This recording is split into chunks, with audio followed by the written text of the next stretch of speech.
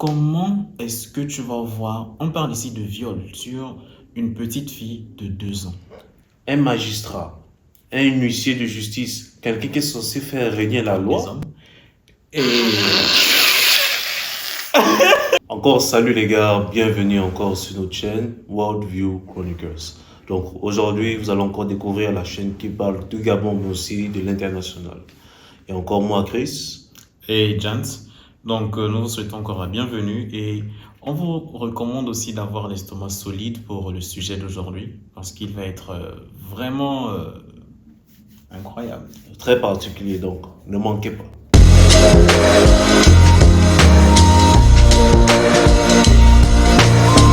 Alors, la famille, pour aujourd'hui, nous avons 2 sujets qui concernent une fois encore le Gabon. Et disons que pour le premier d'entre eux ici, il s'agit d'un cas vraiment ignoble, immoral. Et pour le résumer de manière simple, c'est dire que lorsque justice et crime s'allient, on trouve le sujet d'aujourd'hui. Un homme à Akonda, âgé de 67 ans, un huissier de justice, il faut le préciser, a commis un viol sur un bébé de 2 ans.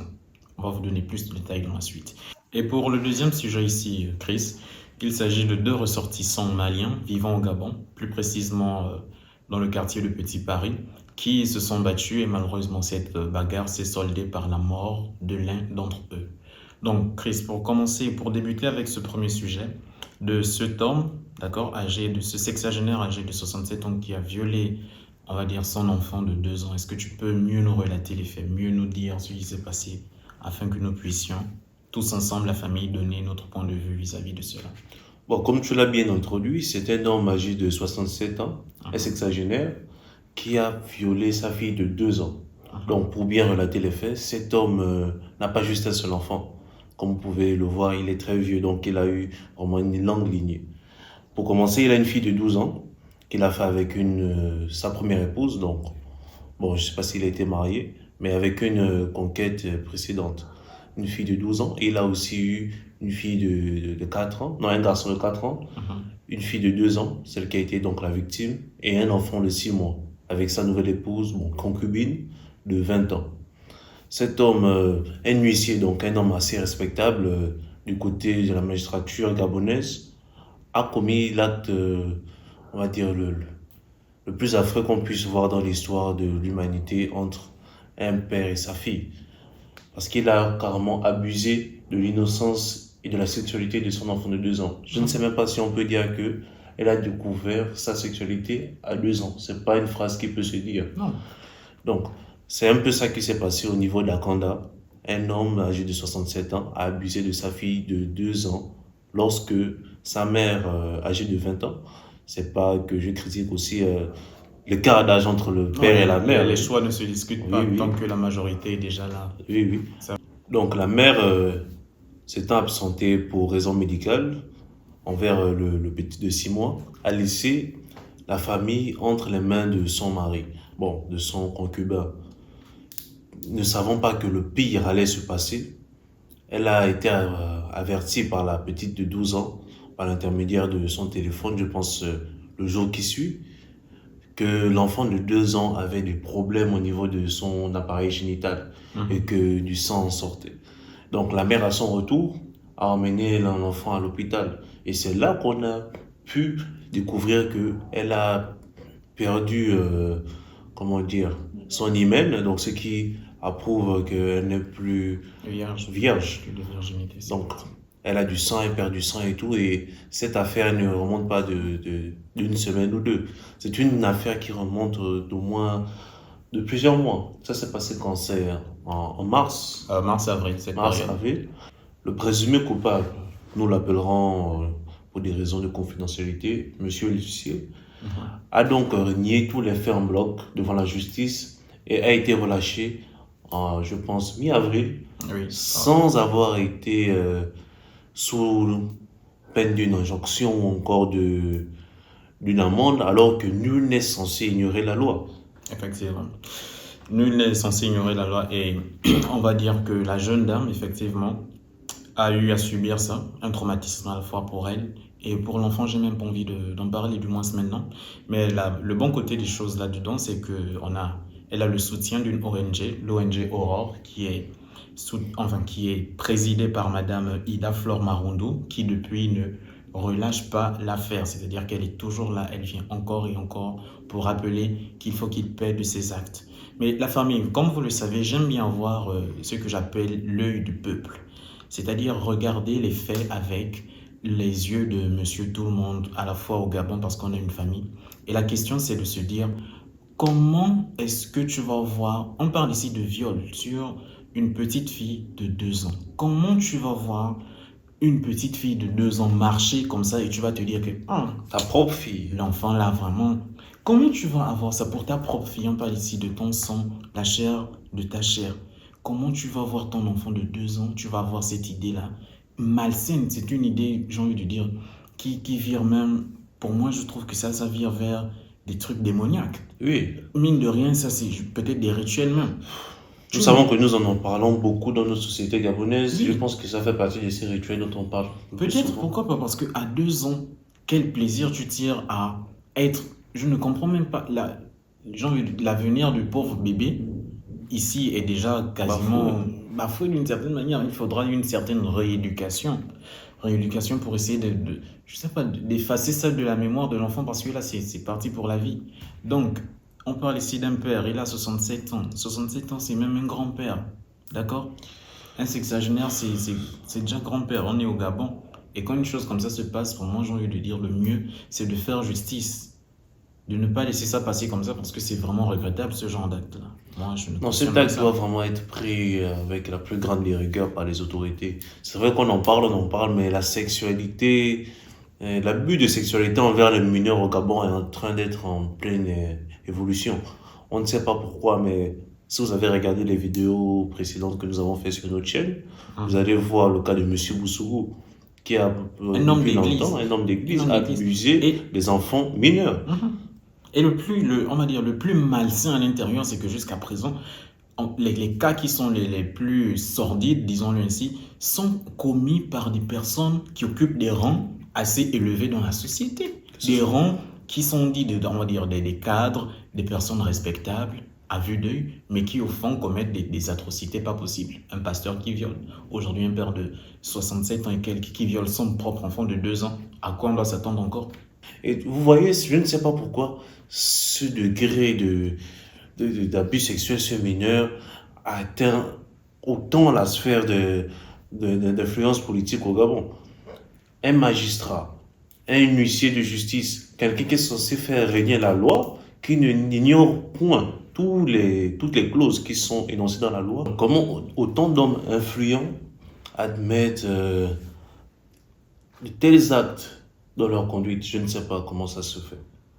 Bah, on ne sait pas comment ça se fait, mais j'ai juste envie de dire que, comme d'habitude, essayer de peut-être dénoncer ce genre de fait et de se dire que peut-être Madame Ida Marondo va pouvoir donner justice, va pouvoir rendre justice à la jeune fille en question de 2 ans. C'est même drôle de lui dire. Et aussi du soutien encore à la maman de cette jeune fille. Fatou, je crois, c'est son nom. Le nom de la petite fille, Fatou. En tout cas, que justice soit rendue à Fatou, que justice soit rendue à sa mère, et que tous ces hommes-là qui se permettent d'agir grâce à leur influence sur le Gabon puissent être mis sur le barreau sous la conduite de M. Olingue. Effectivement. Donc la famille, pour ce deuxième sujet ici, comme je l'ai annoncé au début de cette vidéo, il s'agit de 2 ressortissants maliens qui se sont battus et ça s'est soldé par la mort d'un d'entre eux. Et puis bon, après cela, je crois qu'il y a des vidéos qui ont tourné, vous avez pu voir. Le corps de celui qui est mort, d'accord, a été retrouvé au niveau du stade Omnisport Omar Bongo, qui se situe au niveau de Petit Paris. Et disons que quelques heures après, la police judiciaire a fait son travail, et l'a très bien fait d'ailleurs, c'est à féliciter. Ils ont retrouvé celui qui a commis cela, c'est-à-dire le compatriote malien du monsieur qui était décédé, et ils l'ont arrêté, mis sous les barreaux, ils l'ont poussé à bout, j'ai envie de dire, il a dû révéler ce qui s'est passé. Et selon lui, il nous relate en fait qu'il a eu quelques petits problèmes avec son ami parce que lui, c'est-à-dire Mamadou Keïta, d'accord, il est propriétaire de pick-up, c'est-à-dire de voitures, et il les met souvent en location. Et ce qui s'est passé, c'est quoi? C'est que son pote, on va dire son ami, malien est venu pour peut-être demander, d'accord, pour demander l'une des voitures, mais malheureusement, il n'a pas voulu donner. Et suite à cela, son ami s'est dit, bah non, tu dois me donner la voiture. Et voici, de palabre en palabre, ils se sont donné rendez-vous au stade Omnisport pour se battre. Vraiment se donner rendez-vous. Pour en finir. Pour en finir, des gens pour se dire qu'on va régler ce petit problème-là avec les points. Donc, comme convenu, les deux arrivés sur place au stade Omnisport Omar Bongo, au niveau de Petit Paris, ils se mettent à l'action. C'est-à-dire qu'ils se battent, ils se donnent. D'après les dires de Mamadou Keïta, qui est considéré ici comme le meurtrier de son compatriote Fofana Amara. Donc, bien qu'involontaire. Bien qu'involontaire, certes, mais il a quand même avoué avoir fait cela. Donc, c'est suite à des coups de poing, d'après lui, des coups de poing et des coups de tête donnés à son compatriote que ce dernier succombe.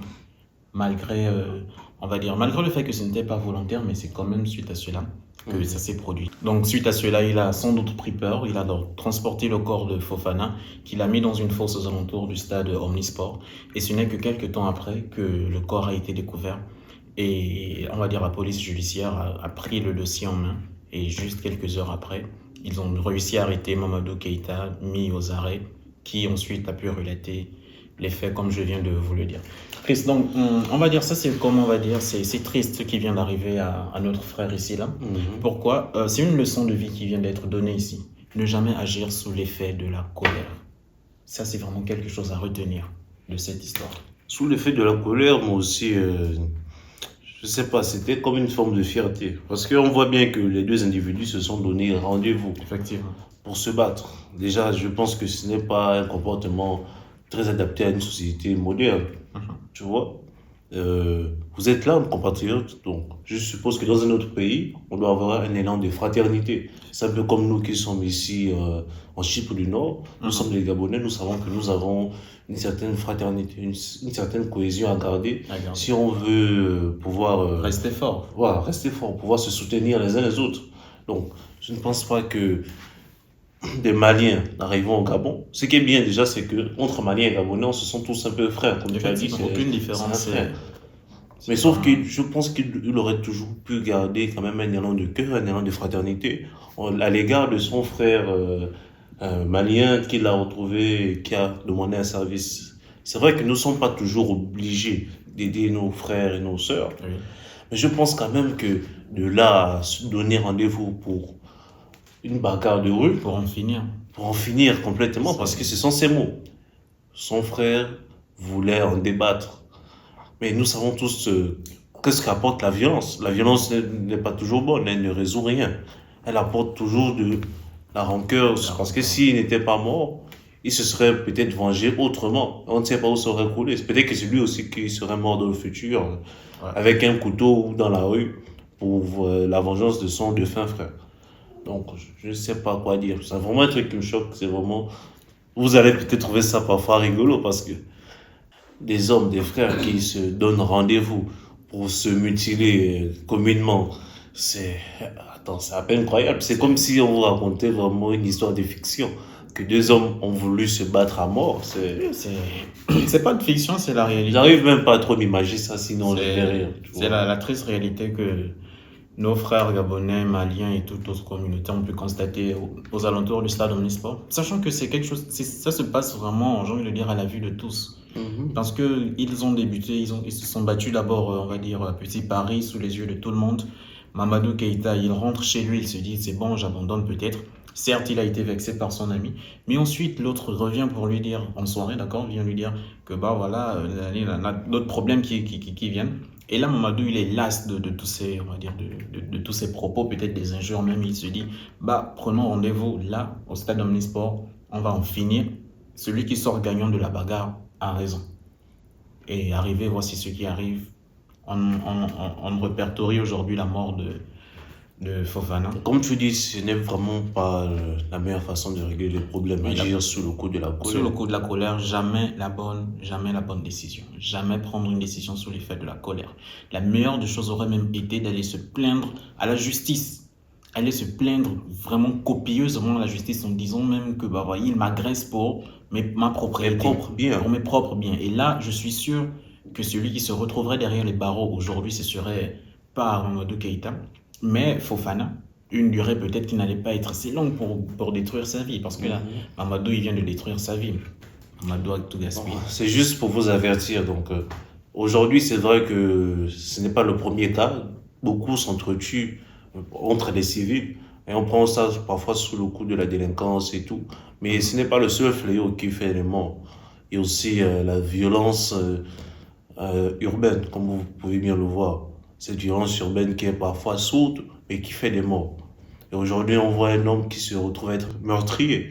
Involontairement, bien qu'involontairement, il se retrouve à être un vrai meurtrier.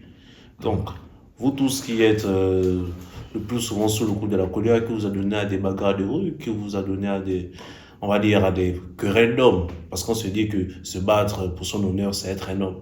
Mais parfois, aller vers la justice, c'est juste admettre que nous sommes évolués, nous sommes modernes et nous ne voulons pas avoir du sang sur les mains. Effectivement. Donc, la famille, c'est sur cela que nous allons refermer cet épisode, ce nouvel épisode de World View Chronicles. Nous vous invitons encore à nous donner des sujets. Nous vous invitons à commenter, à vous abonner et à liker les vidéos. Et surtout à les partager au maximum afin de pouvoir créer cette atmosphère-là de partage au fil du temps qui va accroître notre famille. Nous sommes déjà à 48 followers. Oui, Nous sommes déjà à 48 dans la famille. Nous sommes énormément contents pour cela de savoir qu'il y a 48 personnes qui attendent que nous puissions leur donner du contenu. Donc, merci encore pour tout. C'était moi, Jans. Et Chris, à la prochaine pour une nouvelle vidéo.